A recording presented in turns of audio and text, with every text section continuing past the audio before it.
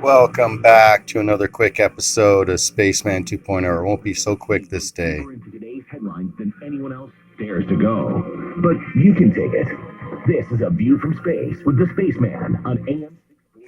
Now, AM 640 View from Space. he used to be on AM 640. Now he's taken off. 2018.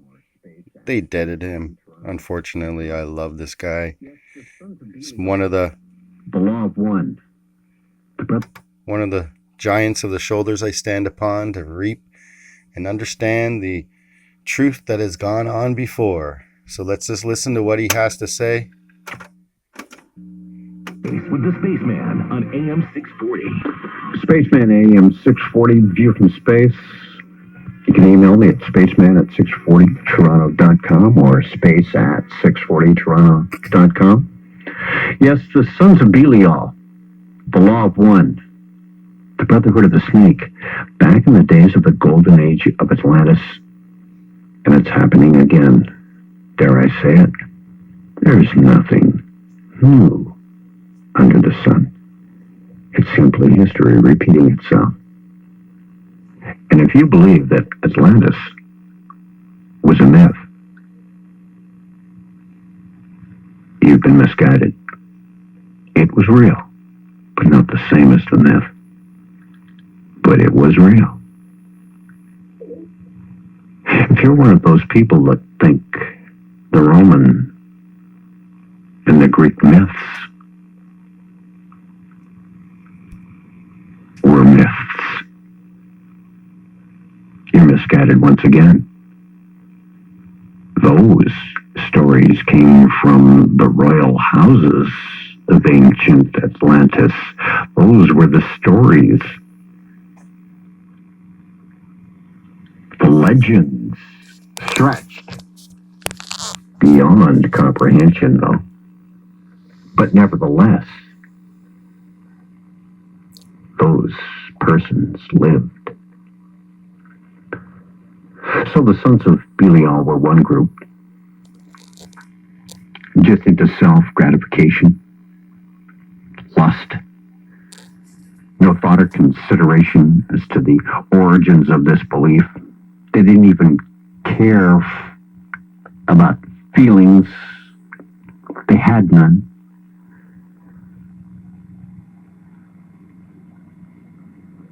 Other people's turned into slaves to work for them? No problem. In other words, morally bankrupt. The other group, the law of one, did have a standard. Sons of Belial had no standard except for self-preservation and self-aggrandizement. This doesn't mean that the law of one was any better. They were also corrupted. These two groups are reflected in today's two sides known as the sun cult and the moon cult, or another name, the brotherhood of the snake. Here's some insight that'll bring this ages-old conflict into today's context, identifying the two sides involved.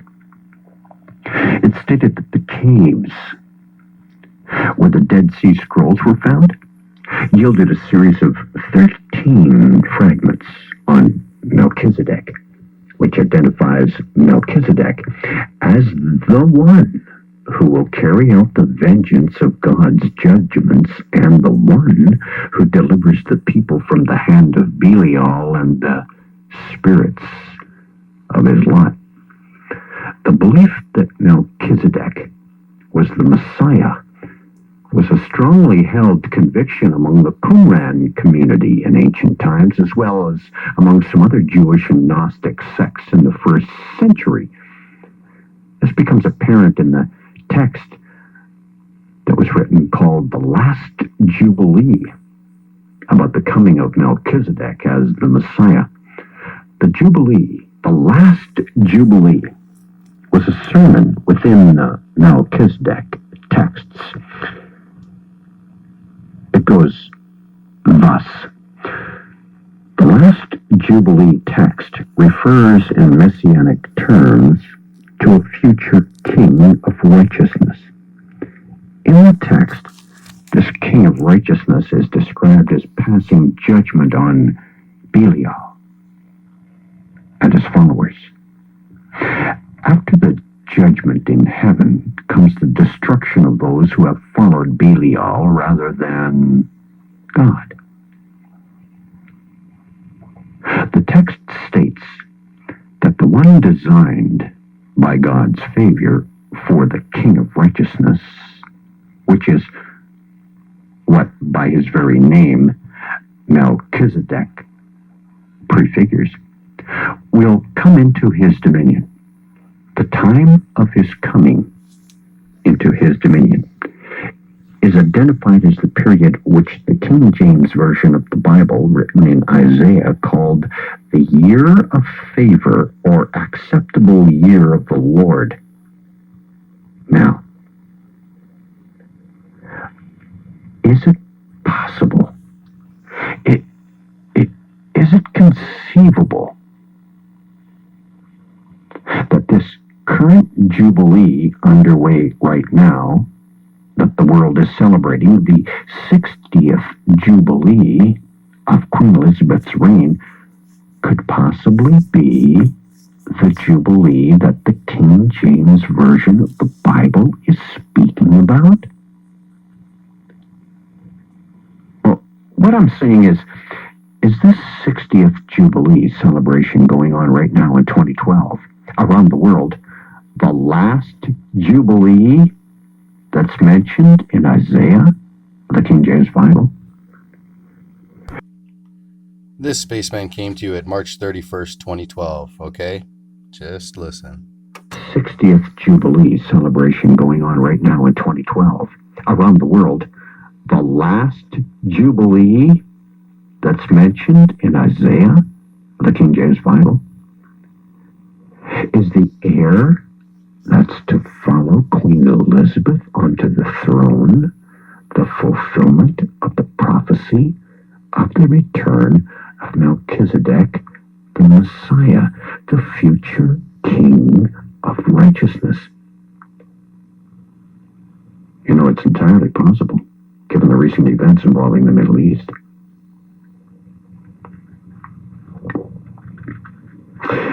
And underpinning this struggle for planetary domination is the powerful vulturite resistance, which is a force that the reptilians realize must not be taken lightly.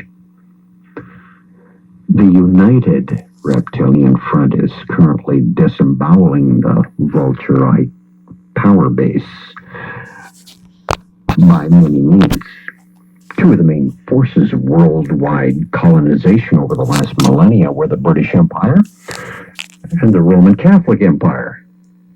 These two joined forces in 1492 and presented the original protocols that were later revised and given the name of the Protocols of the Elders of Zion. But there are many other less powerful ruling elite groups.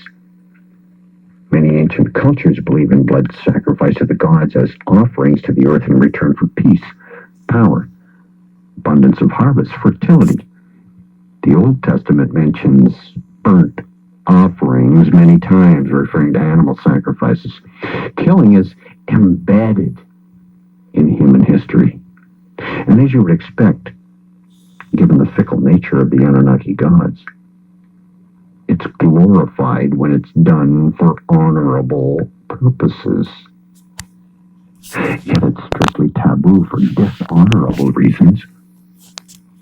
Like a lone killer acting for his own or her own purposes is branded a criminal.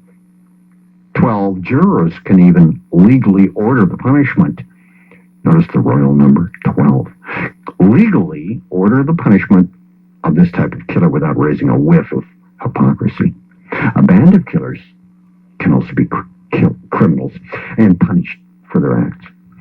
But an army of killers, Like the Bolshevik they Revolution? can be honorable in their efforts.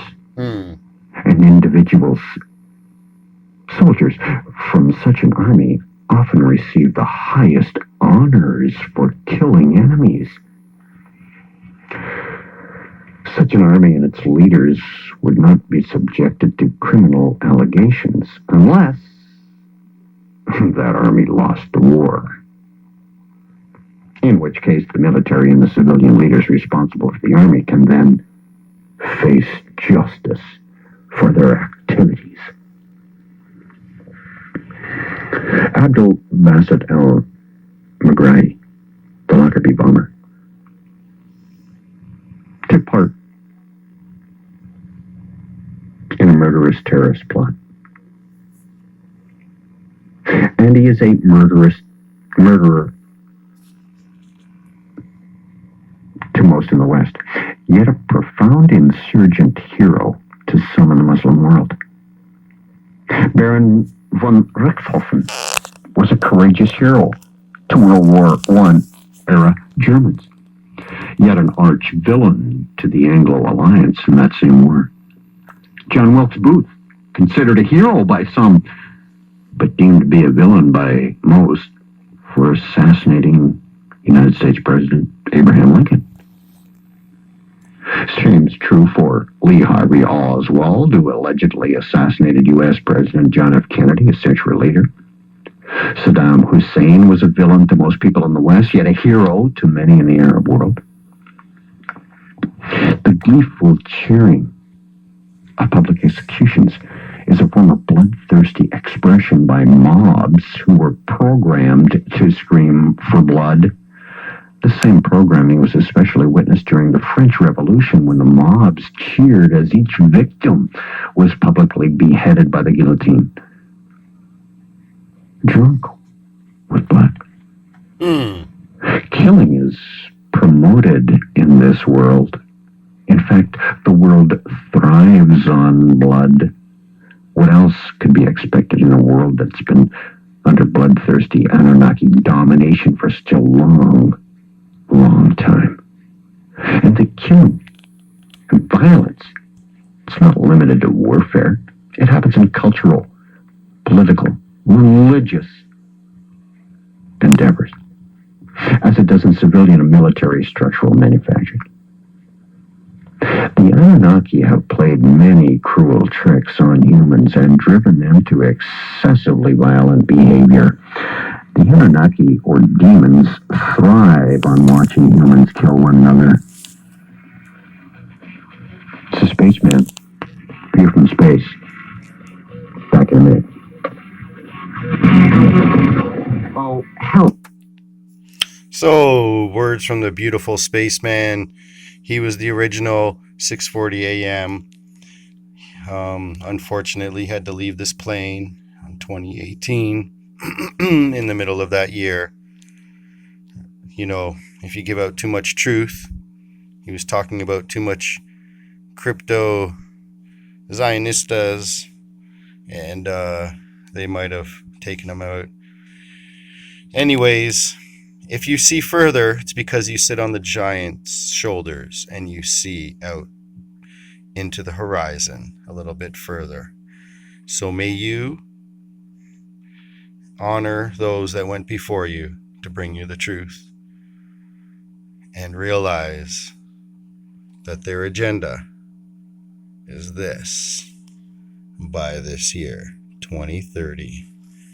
Okay? They in 23, 2 divided by 3, or 2/3, I mean, is 666, 66.6. So they have their numbers hidden in plain sight. So please don't be fooled by an Armageddon or Book of Revelations trying to come true, because it's not called the Book of Armageddon, it's called the Book of Revelations. The Book of the Apocalypse is the Book of the Revealing. The revealing is the unveiling. The unveiling is the unveiling of the lies, the liars. Okay, these ritual murderers that use religion as an excuse to get away with it. Okay, you do it for a religion, you do it for an army, and it's considered okay. God never kills. God is of love. God is of creation. God's wisdom is so infinite, he doesn't need to destroy. But there's laws there that are immutable. So if you throw a ball against the wall, it's going to come back at you and maybe hit you. So think about what you do before you do it. It's called the law of karma, the law of cause and effect. It's very, very, very simple. It's not God getting you back. It's your own actions reflected back onto you from a source of energy because you reflected it up and then it reflected back.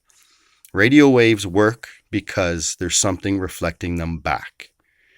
Okay? The atmosphere has an edge. And until you come to understand that, you won't even know where you are. Until you know where you are, you won't know where you're going. And until that point, it's going to be hard for you to be understanding the truth. You'll be confused and easily confused.